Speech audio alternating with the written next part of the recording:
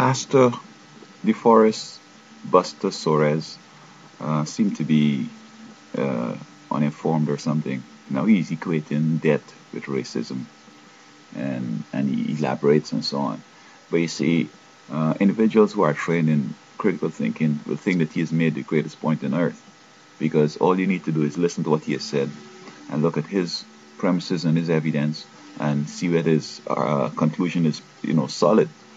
But that is not the way only you can look at. You have to look outside what he's saying to see if what he's saying makes sense. You have to compare it with other things.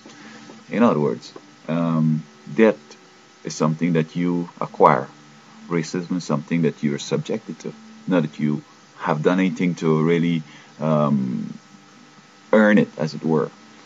Racism, if I deal with that first, is because it's white people who rule the world today, and they want the privilege and they want the power and they want the money and everything else. And so um, you're subjected to and relegated to inferior status positions, earnings, and etc. Maybe if he were to talk about that aspect, then it might make sense in saying that because um, you're black or whatever, and you're not white, then you have a low paying job, and therefore you have these basic needs that you can't meet, and so you're in debt and all that. But he's not going there. He's just saying straight up that it's worse than racism. But um, I know he was once with the Rainbow Push, Jesse Jackson, and they believe that you shouldn't get into debt. You shouldn't be spending money and all that. You should be saving. And of course, people intuitively know that this economy is based on consumption. And if you don't spend, or if everybody decides to save and don't spend, then we can start losing jobs, and almost everybody, we can get into depression. So that with the high quality of life we have and etc., it's expected that you go out and shop and keep changing things every time with the fashion and so forth, just to keep the machine going. I mean, he should also know that in the end time, God says that people are going to be throwing the gold and silver in the street, which in our time means they're going to be throwing money in the street because of no use.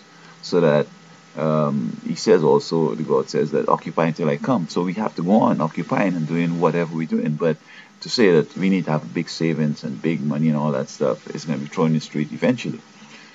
But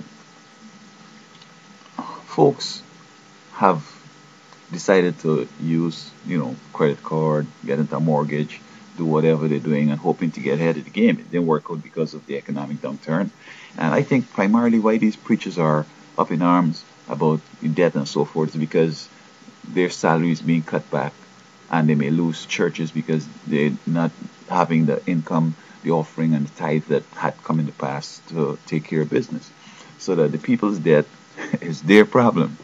And to say that debt is worse than racism. So America being in debt to China or wherever, is it worse? I mean, I don't understand where this guy's coming from. So I think that basically the two are different. If he says that because of your race you can't earn enough, and then you become in this problem, but still you just live within your means. Okay? And it's complex, but it's not as simple as he's trying to say. But I don't think that he know what he's talking about. And basically, if things were good and he was getting that tithe in spite of, and people weren't cutting back to take care of business, and he was making that money, he could get a big life that he has grown accustomed to, and paying the bill in that big church that he went into, he'd be okay. So I don't buy his argument. Period.